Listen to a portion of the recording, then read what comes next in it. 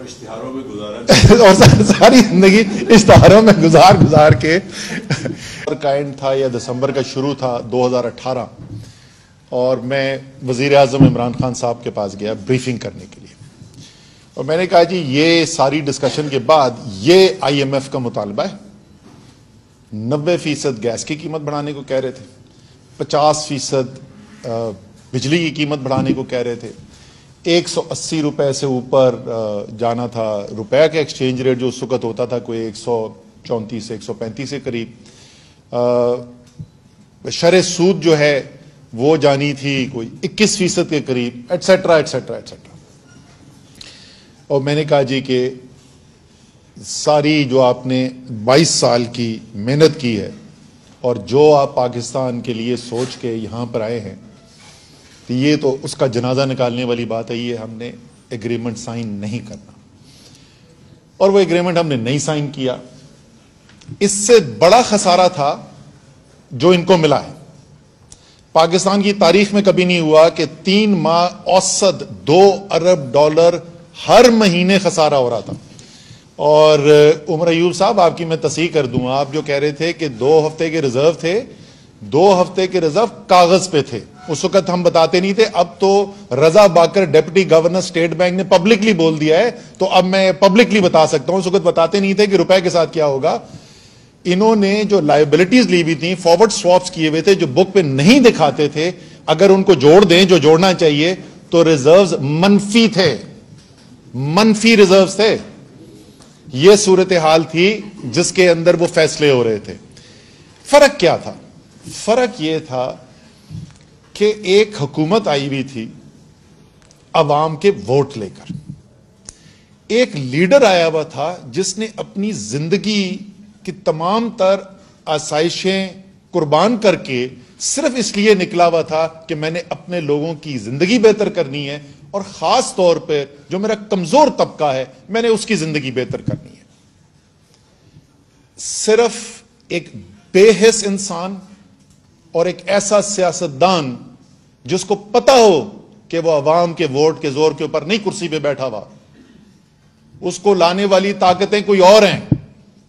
اس کو امپورٹڈ سازش سے لایا ہوا ہے وہ یہ فیصلے کر سکتا ہے وہ ہماری خوش قسمتی عمران خان کا صرف نیک نیتی نہیں ہے دنیا کے اندر ایک کریڈیبلٹی ہے جو پاکستان میں کسی لیڈر کی نہیں ان مشکل حالات کے اندر اور ہم ان کا شکریہ بھی دوبارہ ادا کرنا چاہیں گے سعودی عرب نے یو اے ای نے چائنا نے تینوں ممالک کے اندر جب ہم گئے تینوں ممالک سے ہمیں سپورٹ ملی ہمیں ٹائم ملا ہم نے آئی ایم ایف سے نیگوشیٹ کیا اور آئی ایم ایف سے نیگوشیٹ کر کے ایگریمنٹ ان ٹرمز پہ کیا اور مجھے میں ہیرلڈ فنگر یہ جو German I M F commission head ہوتا تھا اس کا شوکت آئے آلویز ایکنالج ہم پبلکلی وہ جو بیچ میں بریک آئی نا ہم نے کہا جی یہ ہم اقدامات کریں اور پرائم منسٹر عمران خان پہلے وزیر اعظم تھے پاکستان کے جو ساتھ مشکل فیصلے کرتے جا رہے تھے صرف یہ نہیں کر رہے تھے کہ آئی ایم ایف کو نہ کر رہے تھے جو کرنے کی ضرورت تھی وہ کرتے بھی جا رہے تھے تو اس سے ہم نے جب بریک ہوا تو میں نے اس سے کہا تھا کہ یار ہمارا ماڈل یہ کہتا ہے کہ یہ 3 مہینے کے اندر بہتری آئے گی آپ کے خیال میں نہیں آئے گی آپ کے خیال میں پاکستان کے عوام پہ اور ظلم کرنے کی ضرورت ہے تو 3 مہینے کے بعد دوبارہ بات کریں گے پیسہ thanks to Imran Khan arrange ہو گیا تھا اس پیریڈ سے گزرنے کے لیے اور جب ہماری دوبارہ تعلق بات چیت شروع ہوئی پہلی میٹنگ کے اندر اس نے مجھے کہا you were right and we were wrong اس نے ایکنالج کیا لیکن اگر آپ وزیر اعظم کی کرسی پہ پہنچ جائیں اور آپ کو نہ یہ سمجھ میں آ رہی ہو کہ میں کیوں یہاں پہ آ گیا ہوں اور مجھے کس نے ادھر بٹھا دیا ہے اور مجھے کتنی دیر کے لیے بٹھا دیا ہے تو پھر آپ ایسے ہی فیصلے کرتے ہیں اور اشتہاروں میں گزارا اور ساری زندگی اشتہاروں میں گزار کے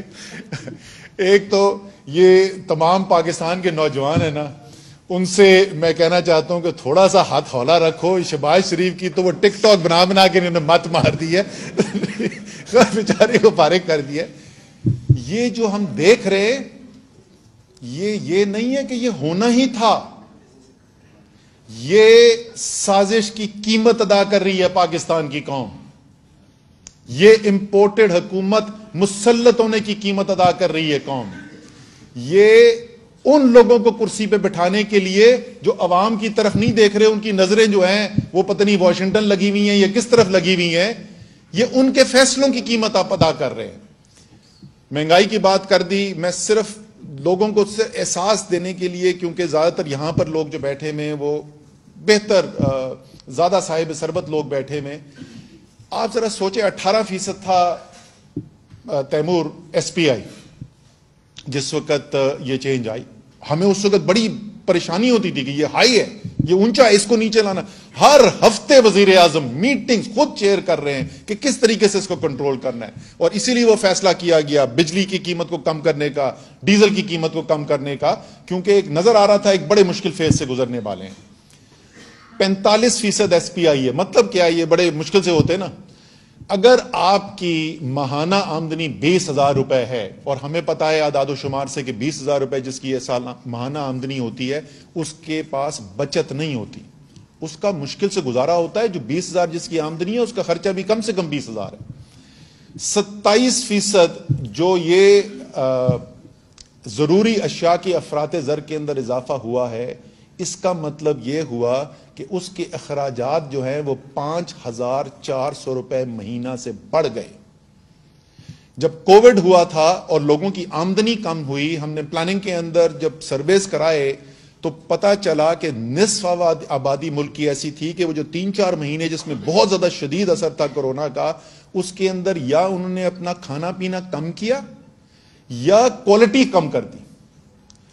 अब मैं सोच के रोंगटे खड़े होते हैं कि ये जो अभी सूरत है, और वो ये 2 महीने और 3 महीने की बात नहीं है, तो हो गया है। आमदनी नहीं बढ़ रही है, अखराजात आपके 20,000 की आमदनी से एकदम से 5,000-5,500 रुपए महीने के अखराजात पड़ जाए तो आप क्या करेंगे? अगर आप पंजाब और खैबर पख्तूनख्वा वाला में रहते हैं, अब इस्लामाबाद में भी, तो चलो सेहत कार्ड से सेहत का आपका मसला जो है थैंक्स टू इमरान खान आपका हल हो जाएगा। लेकिन बच्चों की फीस देनी है, क्या आप बच्चों को स्कूल से उठाएंगे?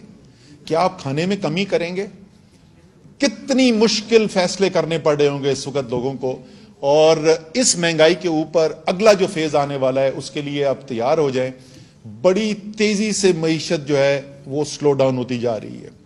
यानी रोजगार पैदा होने के मौके कम होते जा रहे हैं, बेरोजगारी साथ बढ़ने जा रही है, खतरनाक सूरत हाल जो है वो डेवलप हो रही है। इसके अंदर भी देखें फैसले, आप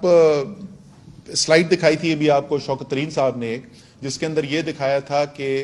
पीपल्स पार्टी की जो हुकूमत थी 2008 से 13, उसमें 14 लाख जो रोजगार सालाना का इजाफा हुआ। मुस्लिम लीग नून में 11 लाख हुआ सालाना। हालांकि मुस्लिम लीग नून के वक्त में मईशत की तरक्की की रफ्तार ज्यादा थी, लेकिन वो क्योंकि सारी उनका जो मरकज होता है वो अरबपति लोग और बड़े बड़े घराने होते हैं, तो वो चंद हाथों के अंदर उसके फवायद जाते हैं, इसलिए अवाम की तरफ उस जो जरा निस्बतन बेहतरी भी हुई रफ्तार में मईशत की, उसका फायदा नहीं पहुंचा। और इस मुश्किल हालात के बावजूद, कोविड के बावजूद, पहले साल वजीर आजम साहब जो जिसकी मुझे बड़ा फख्र है कि जब अदादो शुमार आए,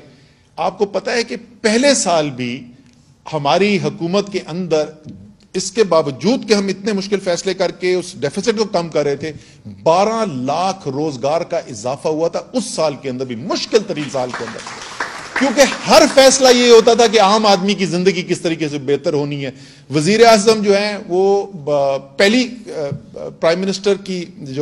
कैबिनेट की मीटिंग थी, उसमें ये कहा था, और उसके बाद बार बार वजीरों को रिपोर्ट क्या देनी पड़ती थी? सिर्फ एक चीज की रिपोर्ट देनी पड़ती थी, ये बताओ कि तुम्हारी वजारत ने क्या फैसला किया जैसे आम आदमी की जिंदगी जो है वो बेहतर हो रही है। ये सारा मरकज ये था। आखिरी चीज इसके ऊपर मैं खत्म करना चाहूंगा कि इस मुश्किल हालात से निकलने का तरीका क्या है। मुझे सियासत में अब थैंक्स टू इमरान खान को 10 साल से ज्यादा हो गए, ऐसी बड़ी बेहतरीन जिंदगी गुजरी थी खान साहब वैसे खान साहब ने, नहीं पाकिस्तान को तुम्हारी जरूरत है। अच्छा जी, और थैंक यू फॉर दैट, और थैंक यू फॉर दैट इस अपॉर्चुनिटी का कि पाकिस्तान के लिए कुछ करने का मौका मिला। और मैंने आपको कन्वेंशन सेंटर में स्पीच में कहा था, उस वक्त پتہ نہیں ووٹ آف نو کانفیڈنس نے کامیاب نہیں ہوا تھا, آ گیا تھا, بالکل حکومت ہلتی ہوئی لگ رہی تھی. اور میں نے اس دن کہا تھا کہ مجھے اب لگتا ہے کہ اللہ تعالیٰ کے ذہن میں کچھ تھا کہ لا کے عمران خان کے ساتھ کھڑا کیا تھا. آج مجھے اس کا سب سے زیادہ فخر ہے کہ عمران خان کے ساتھ کھڑا ہو. تو لیکن اس سے پہلے میں کارپوریٹ ورلڈ میں تھا, اور آپ کو پتا ہے رضوان, تمہیں پتا ہے مجھے ستارہ امتیاز ملا تھا. پتا کس بات میں ملا تھا؟ سرمایہ کاری پاکستان میں لانے کے لیے 5 مختلف انڈسٹریز کے اندر. تو مجھے سرمایہ کاری کے بارے میں کوئی 1-2 چیزیں پتہ ہیں, اور میں آپ کو بتا رہا ہوں کہ کوئی دنیا میں نئی معیشت ایجاد نہیں کر سکتا جب تک غیر یقینی کی صورتحال ہے. معیشت ریکور نہیں کر سکتی جہاں آپ کو یہ نہیں پتا کہ یہ حکومت, یہ نظام جو ہے اگلے مہینے تک چلے گا یا نہیں چلے گا, جہاں سیاسی مخالفت جو ہے وہ عروج کے اوپر ہو, جہاں سیاسی انتقام اپنے عروج کے اوپر ہو, معیشت نہیں ریکور کر سکتی. تو اگر کوئی بھی شخص جو فیصلہ سازی کی پوزیشن میں بیٹھا ہے اس کو ذرا سا بھی درد ہے پاکستان کا, تو اس وقت اس بحران سے نکالنے کے لیے سوائے ایک نئے مینڈیٹ کے, ایک نئے الیکشن کے, اور کوئی راستہ نہیں ہے. بہت بہت شکریہ. تھینک یو اسد خان صاحب.